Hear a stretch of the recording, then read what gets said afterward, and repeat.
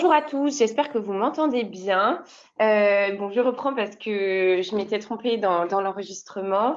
Alors, je me présente, je suis Héloïse Vauquier, je suis interne de dermatologie à Paris et ensemble on va faire quatre conférences, deux conférences avec des DP et puis deux conférences avec deux TD avec des QI pour essayer de balayer toute la dermatologie. Et on va commencer avec la première conférence, donc c'est parti. Premier DP. Pardon, vous êtes interne en dermatologie, vous recevez en consultation Julie, 16 ans, qui est accompagnée de sa maman pour des lésions du visage qui évoluent depuis 1 an. Elle n'a jamais consulté auparavant. Quel est le diagnostic le plus probable devant cette atteinte? Donc là, on est face à une acné mixte juvénile. Donc concernant l'acné, quelles sont les propositions justes?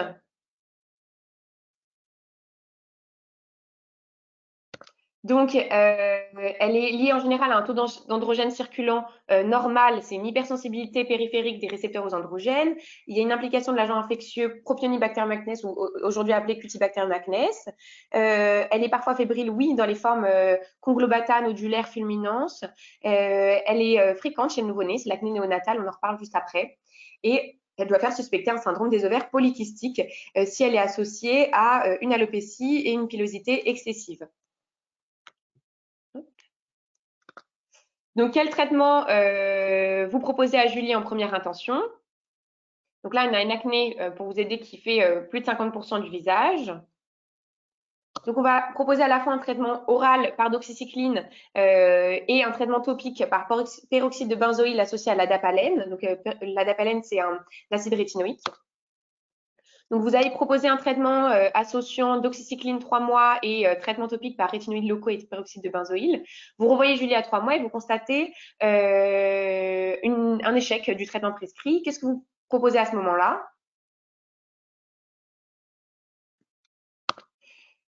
Vous proposez un traitement par isotrétinoïne. Concernant l'isotrétinoïne, quelles sont les mesures et effets secondaires à connaître? Donc, elle nécessite une surveillance mensuelle des bêta-HCG chez la femme en âge de procréer. Alors, je vous laisse lire les propositions et on corrige ensemble.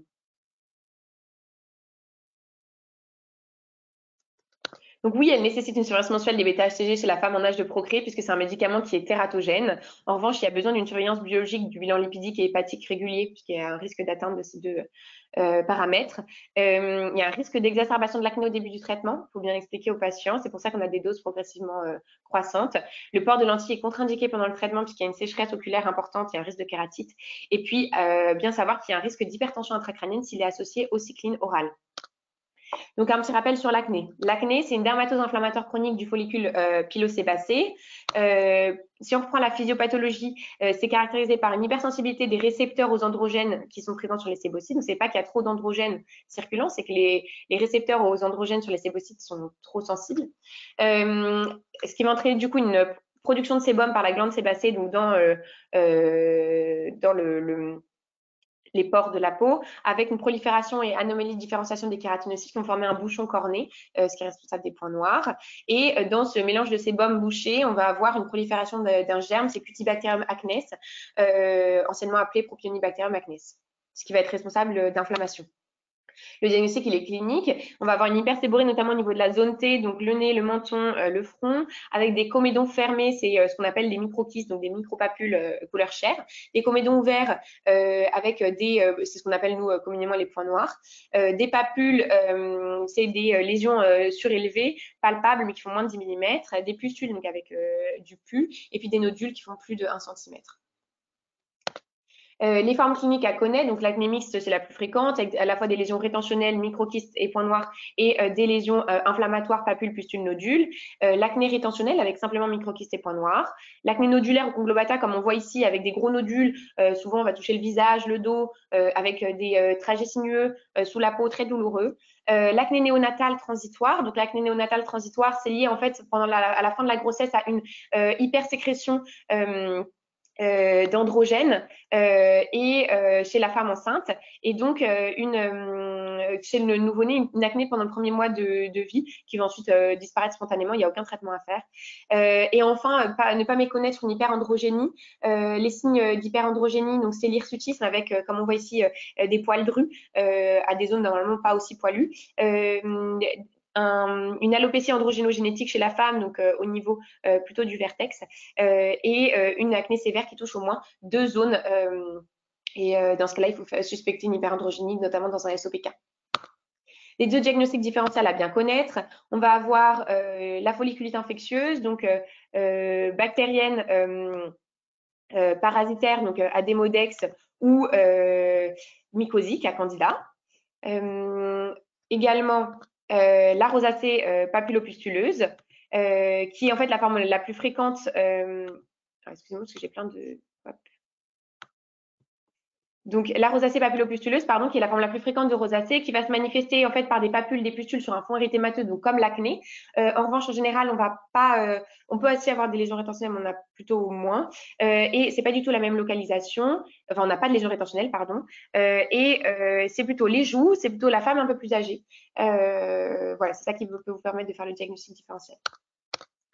Pour le traitement, donc pour l'acné légère, donc qui fait moins de la moitié du visage, un traitement topique qui associe donc des rétinoïdes locaux, donc tout ce qui se termine en rétinoïne ou la dapalène, qui va avoir une action kératolytique sur les lésions rétentionnelles, qui peut être irritant. Dans ce cas-là, on met un jour sur 2, seul ou associé au peroxyde de benzoïle, qui a une action plutôt anti-inflammatoire, à pas confondre avec le benzoate de benzyle dans la gale, qui peut aussi être irritant, qui va aussi entraîner une décoloration des vêtements et qui peut être photosensibilisant.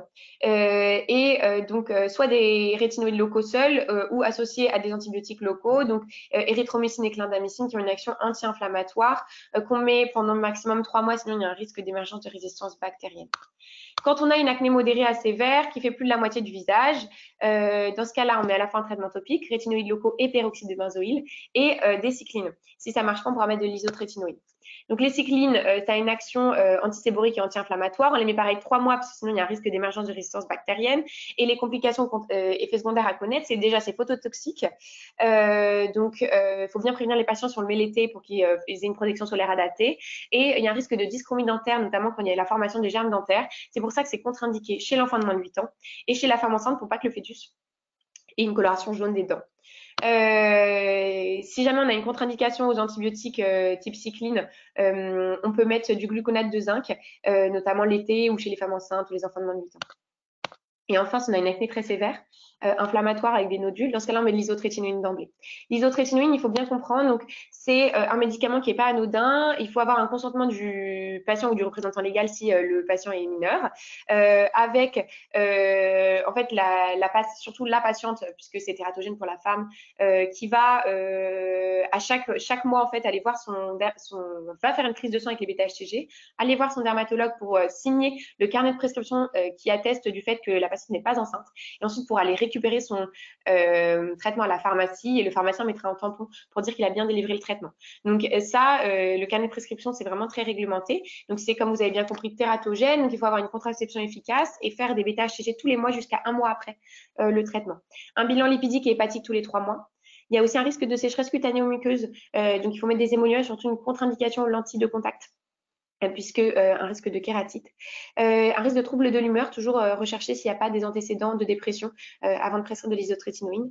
On peut aussi avoir une aggravation initiale de l'acné, il faut prévenir les patients, c'est pour ça qu'on augmente à dose progressivement croissante, et une contre-indication avec les cyclines, puisqu'il y a un risque d'hypertension intracrânienne. Les mesures associées, donc il ne faut pas manipuler les lésions, mais ça je pense que vous connaissez déjà, avoir un émollient adapté, pas d'antiseptique, pas de régime, hein, et une photoprotection si cycline ou isotrétinoïne.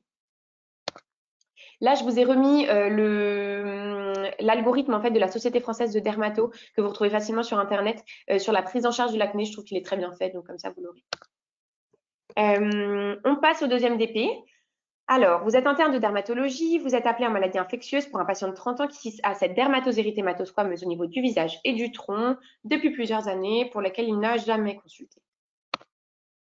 Donc là, vous avez cette dermatose. Quel est le diagnostic le plus probable? Donc là, on est face à une dermite séborique, on va revenir dessus après. Donc concernant la dermite séborique, quelles sont les propositions justes? Donc, c'est pas une infection cutanée, c'est une colonisation cutanée à Malacésia, avec une réaction inflammatoire de chacun. Tout le monde ne réagit pas forcément pareil à la présence de Malacésia sur la peau. C'est important de dire que c'est pas une infection parce que c'est pas contagieux. Elle touche principalement les hommes adultes, c'est vrai, aggravée par le stress, améliorée l'été. Elle est une cause d'érythrodermie chez le nourrisson, oui. Et elle peut toucher la région génitale, oui. Et quelles sont les causes de dermite séborique sévère à rechercher en général en cas de résistance au traitement? Donc, une dermite séborique sévère, il faut penser à l'infection VIH d'abord. L'alcoolisme chronique aussi entraîne souvent une résistance au traitement. Et puis le syndrome extra-pyramidal aussi. On a aussi le carcinome des voies aérodigestives supérieures. Le tabagisme et l'obésité, c'est des facteurs de résistance au psoriasis. L'interne de maladies infectieuses vous rappelle, puisque la sérologie VIH de son patient est revenue positive, vous retournez l'examiner, vous constatez ces lésions sur son avant-bras. Qu'est-ce que vous suspectez? Donc ça, c'est une curoque. Donc là, vous avez des lésions qui sont plutôt nodulaires, violacées. Okay.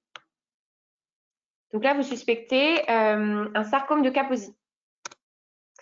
Donc, un petit point sur la dermite séborique. C'est une dermatose inflammatoire réactionnelle à la présence de Malacésia, donc ça, je vous en ai parlé.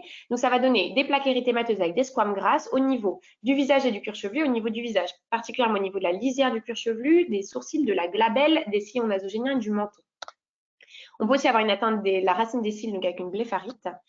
On peut aussi avoir une atteinte du tronc, une atteinte des zones pileuses et de la région génitale. Et puis, ça peut toucher le nourrisson avec ce qu'on appelle communément les croûtes de lait, une atteinte du cuir chevelu avec des squames jaunâtres grasses, et puis une atteinte également au niveau du visage. Et chez le nourrisson, ça peut carrément se manifester par une érythrodermie, et c'est ce qu'on appelle l'érythrodermie de Leiner-Moussous. Les formes sévères, donc avec résistance au traitement, il faut penser aux maladies de Parkinson et au syndrome extra-pyramido-iatrogène, l'alcoolisme chronique, le carcinome des voies aérodigestives supérieures, puis l'infection VIH. On continue. Alors, vous êtes interne en consultation d'urgence, vous recevez Madame R, 75 ans, pour des plaques qui grattent et des bulles. Elle n'a aucun antécédent en dehors d'un AVC ischémique il y a 5 ans sans séquelles et elle n'a jamais eu de problème de peau. Quelles lésions observez-vous là sur la photo? On va les regarder ensemble. Donc là, on a des bulles qui sont plutôt tendues sur une peau qui semble érythémateuse. On voit aussi des érosions post-bulleuses. Voilà, c'est ça qu'il fallait noter sur la photo. Donc, devant ce contexte, l'âge, les bulles tendues sur peau érythémateuse, quel diagnostic suspectez-vous? Là, on passe à un tableau très évocateur de pemphigoïde bulleuse, hein, on reviendra dessus après. Le pemphigus, ça va toucher plutôt les sujets plus jeunes avec des bulles flasques sur une peau saine. L'eczéma bulleux, c'est rare.